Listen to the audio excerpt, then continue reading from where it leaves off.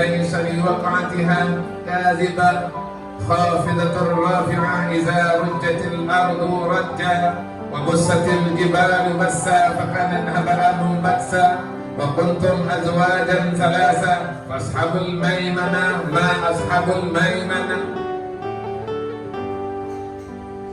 Artinya getanyo tahudib di atas rung dunianyo cuman sesaat. Mungkin barangkali katanya muntah ingat tamain-main abai ladung kadikun ma'awal itu. Muntah ingat tamain-main abai katanya kadikun Yahwa itu. Tengok dikun Yahwa itu kadipupun kun kakek katanya padahal muntah ingat pung ilua buntung.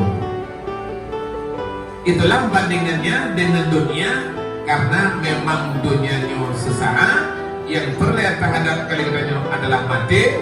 Makanya semua ibadah yang kita kerjakan yang merupakan salah satu persiapan katanya kepada mati. Pakon sebab sesungguhnya katanya wate mati hanya penyakit yang sangat-sangat dahsyat tatkala dia mati.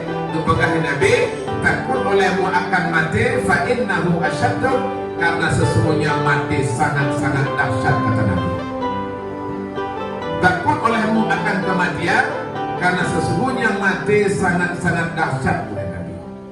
Makanya salah satu penyakit yang kita tatkala kena wabah Allah adalah penyakit gerah. Andai kata waten nazar ditanyanya tajib iya watennya dia laut api kamu laut dengan rasa gerah. Andai kata Bismillahirrahmanirrahim.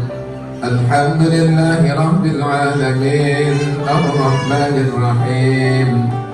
Ar-Rahmanirrahim maliki yaumiddin.